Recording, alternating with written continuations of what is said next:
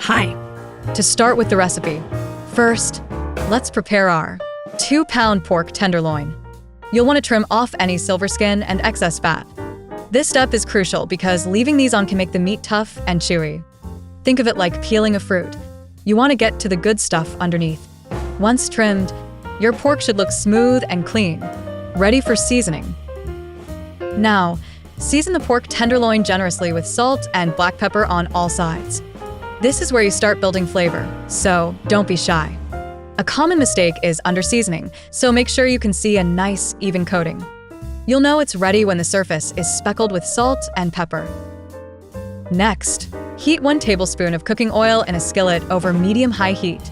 Once the oil is shimmering, it's time to sear the pork. Place the tenderloin in the hot oil and sear it until it's browned on all sides. This step locks in the juices and adds a delicious crust.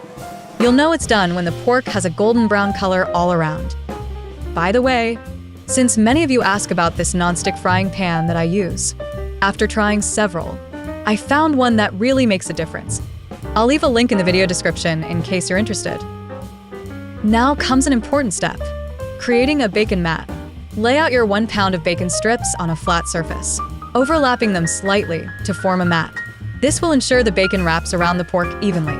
The trick is to make sure there are no gaps, so the bacon cooks uniformly. Carefully wrap the bacon mat around the seared pork tenderloin.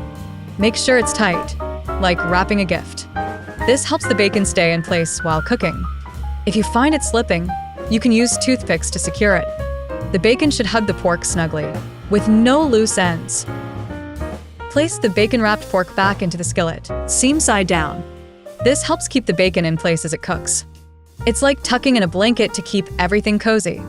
Make sure the skillet is oven-safe, as we'll be transferring it directly to the oven soon. Preheat your oven to 375 degree F, 190 degrees C.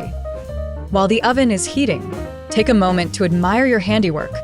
The bacon should look like a neat, tight package around the pork.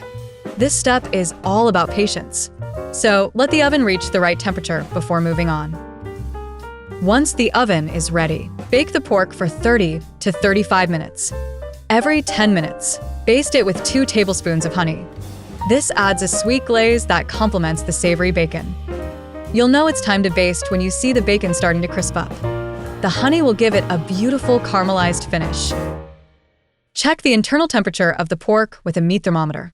You're aiming for 145, 160 degree F, 63, 71 degrees C for perfectly cooked pork. This step is crucial to ensure the meat is safe to eat and juicy. If you don't have a thermometer, the pork should feel firm to the touch, but still have a little give. Finally, let the pork rest for 5 minutes before slicing.